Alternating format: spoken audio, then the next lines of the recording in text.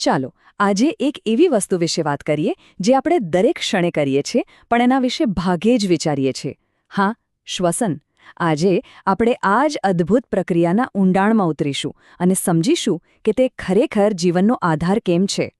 તો સૌથી પહેલો અને સૌથી પાયાનો સવાલ, આપણે શ્વાસ લઈએ છીએ શા માટે? આમ તો સવાલ બહુ સીધો લાગે નહીં, પણ એનો જવાબ છે ને એ આપણને આપણા શરીરના દરેક કોષની અંદર ચાલતી એક આખી અલગ જ દુનિયામાં લઈ જશે. અને જવાબ છે શક્તિ, એટલે કે એનર્જી. જુઓ, જેમ ગાડીને ચાલવા માટે પેટ્રોલ બાળવું પડે, બસ એ જ રીતે આપણા શરીરના અબજો કોષોને પોતાનું કામ કરવા માટે સતત શક્તિની જરૂર પડે છે. અને આ શક્તિ આવે છે ખોરાકમાંથી. પણ એ ખોરાકમાંથી શક્તિને મુક્ત કરવાની ચાવી એટલે ઓક્સિજન, જે આપણે શ્વાસમાં લઈએ છીએ.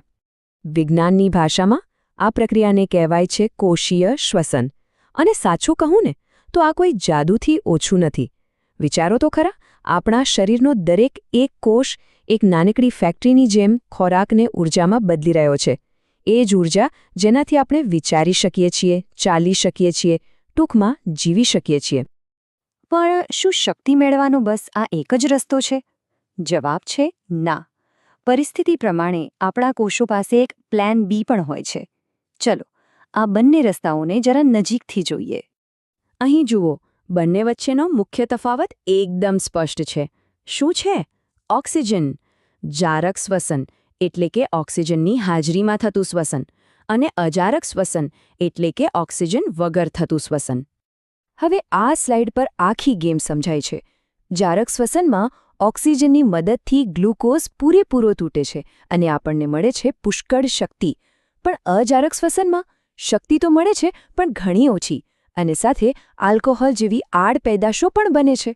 અને ખબર છે મજાની વાત શું છે? યીસ્ટ જેવા સૂક્ષ્મજીવો આ જ અજારક શ્વસનનો ઉપયોગ કરીને બ્રેડ અને બિયર બનાવે છે. હવે ચાલો આ વિજ્ઞાનને રોજિંદા જીવન સાથે જોડીએ. ક્યારે એવું બન્યું છે કે ખૂબ કસરત કરતા હો અને અચાનક પગના કે હાથના સ્નાયુમાં એકદમ જોરદાર દુખાવો ઉપડ્યો હોય, જેને આપણે ક્રેમ્પ આવી ગયો એમ કહીએ છીએ?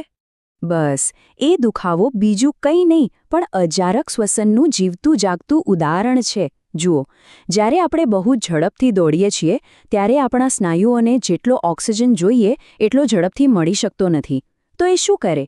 એક કામચલાઉ રીતે અજારક શ્વસન ચાલુ કરી દે છે. આનાથી લેક્ટિક એસિડ બને છે અને એ જ આપણને ખેંચાણ તરીકે અનુભવાય છે.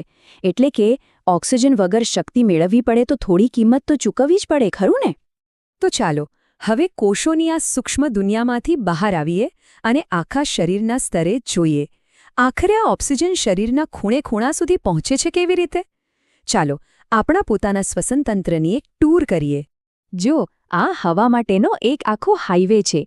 હવા નાકમાંથી અંદર જાય, શ્વાસનળીમાંથી પસાર થાય અને સીધી પહોંચે ફેફસામાં. અને આ આખી સિસ્ટમને સુરક્ષા કોણ આપે છે? આપણો પાંસળીનું પિંજર અને નીચે આવેલો ઉરોદર પટલ નામનો મજબૂત સ્નાયુ. જ્યારે આપણે શ્વાસ અંદર લઈએ છીએ, એટલે કે શ્વાસની ક્રિયા, ત્યારે શું થાય છે? પાંસળીઓ ઉપર અને બહારની તરફ ખસે છે અને ઉરોદર પટલ નીચે જાય છે. આનાથી છાતીનો ભાગ મોટો થાય છે અને બહારની હવા જાણે ખેંચાઈને ફેફસામાં ભરાઈ જાય છે, એકદમ કોઈ વેક્યુમ પંપની જેમ.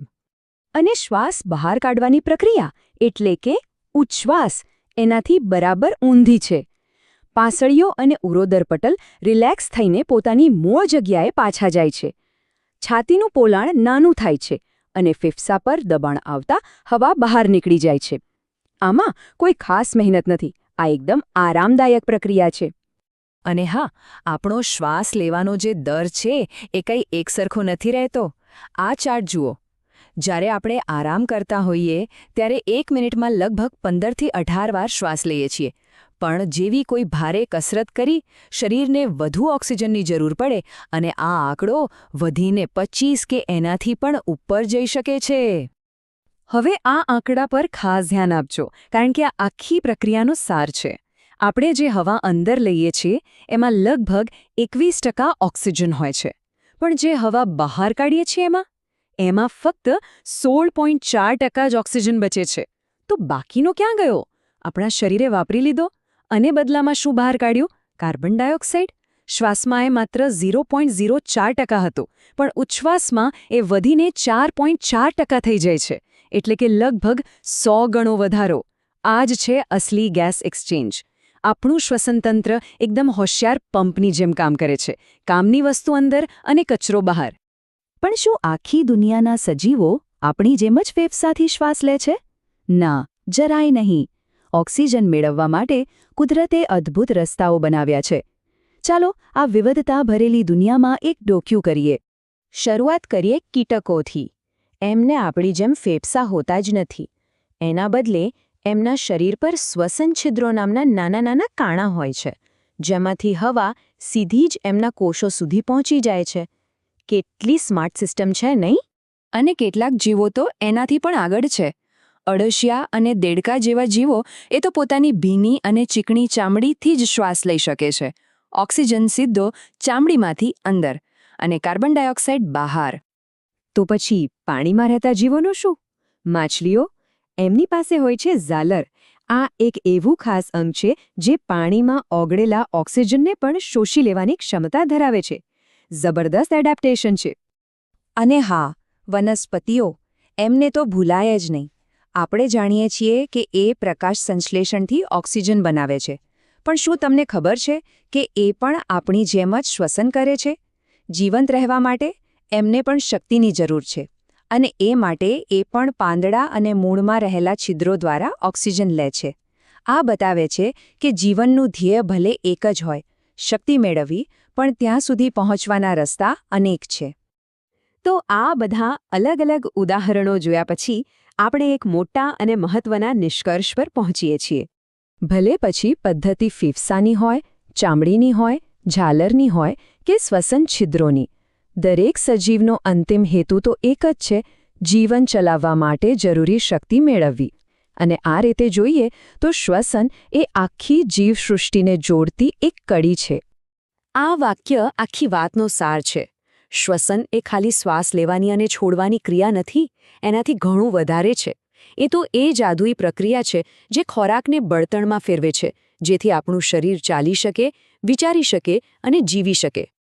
તો અંતે એક સવાલ સાથે અટકીએ. શ્વસન તો આપણા શરીરમાં ચાલતી અગણિત પ્રક્રિયાઓમાંથી ફક્ત એક છે જે આપમેળે ચાલે છે. જરા વિચારો, અત્યારે આ જ ક્ષણે આપણે કંઈ પણ વિચાર્યા વગર આપણું શરીર જીવંત રહેવા માટે બીજા કેટલા અજાયબ કામો કરી રહ્યું હશે.